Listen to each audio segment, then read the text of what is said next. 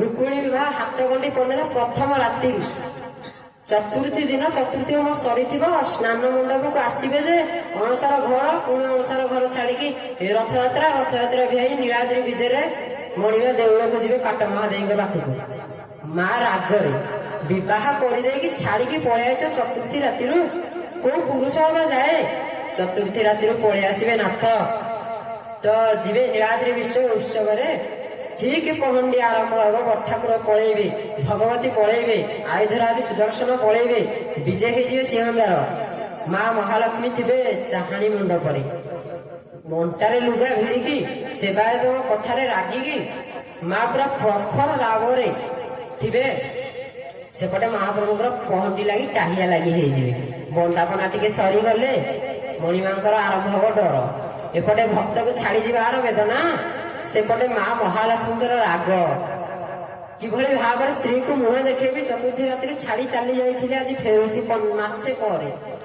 ସ୍ନାନ ପୂର୍ଣ୍ଣିମାରୁ ନୀଳାଦ୍ରି ବିଜେ ଗୋଟିଏ ମାସ ପରେ ଫେରୁଛନ୍ତି ମା ରାଗରେ। ମହାପ୍ରଭୁ ସୁନ୍ଦର ଭାବରେ ଯେତେବେଳେ ପ୍ରସଙ୍ଗ ଆରମ୍ଭ ହେବେ, ଯେବେଠୁ ଯାଇଥିଲେ ମା ପୁନଃ ଡାକିବାକୁ ମଧ୍ୟ ଯାଇଛନ୍ତି ହେରା ପଞ୍ଚମୀ ତିଥିରେ ଯେ ଫେରି ଆସନ୍ତୁ, କିନ୍ତୁ ମଣିମା ଆସିନାହାନ୍ତି।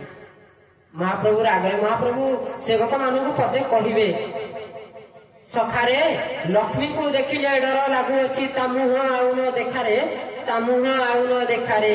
ପହଣ୍ଡି ହେଇଥିବେ, ଚାରମାଳ ଚଢିଥିବେ, ଆଖିକି ଆଖି ପଡିଯିବ।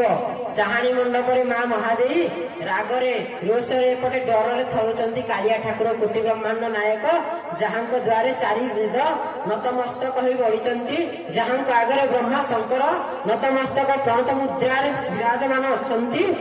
ସେଇ ଦିନ ତା ସ୍ତ୍ରୀ କି ଦେଖିଲେ ଡରୁଛି। କିଭଳିଆ ପ୍ରସଙ୍ଗ ଆଜ୍ଞା।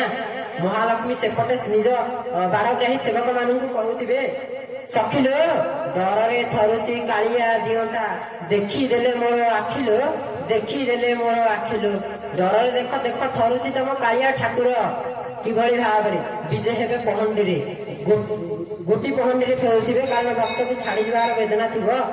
ଜଣେ ପରେ ଜଣେ ବଡ଼ଠାକୁର ଯିବେ, ସାତ ପାହାଚରେ ଅପେକ୍ଷା କରିବେ। ସାନ ଭାଇ ଆସିନି, ଭଉଣୀ ଆସିନି, ଭଗବତୀ ଯିବେ, ସାତ ପାହାଚରେ ଅପେକ୍ଷା କରିବେ।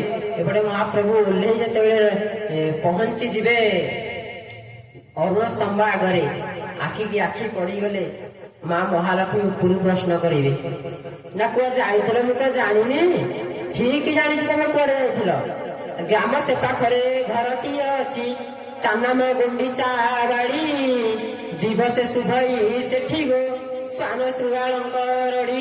ସେ ଯୋଉଠି ଦିନରେ ଭୂତ ପ୍ରେତ ବୁଲନ୍ତି, ଯୋଉଠି ଦିନରେ କୁକୁର ବିଲୁଆ ବୋଲନ୍ତି, ତମେ ସେଇଟାକି ଯାଇଥିଲ। ତମେ ସେଇ ବୁଢୀ ପାଖକୁ ଯାଇଥିଲ, ସେଇ ରାଧା ପାଖକୁ ଯାଇଥିଲ ରାସ ଭେଦ ପାଇଁ। ମୁଁ କଣ ଜାଣିନି?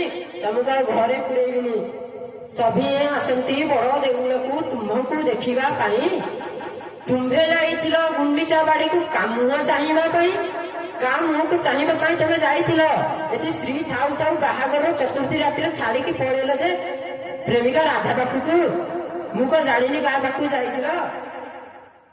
ତ ମହାପ୍ରଭୁ ସ୍ତ୍ରୀକୁ ପଟେଇବା ପାଇଁ, ସ୍ତ୍ରୀକୁ ମନେଇବା ପାଇଁ ତିନିଟା ଫର୍ମୁଲା ଆପ୍ଲାଏ କରିବେ। ଆରମ୍ଭ କରିଦେବେ ତିନିଟା ଫର୍ମୁଲା, ଟ୍ରିପଲ ଏ, ଆଭୟ, ଆଙ୍ଗର, ଆପ୍ରିସିଏସନ।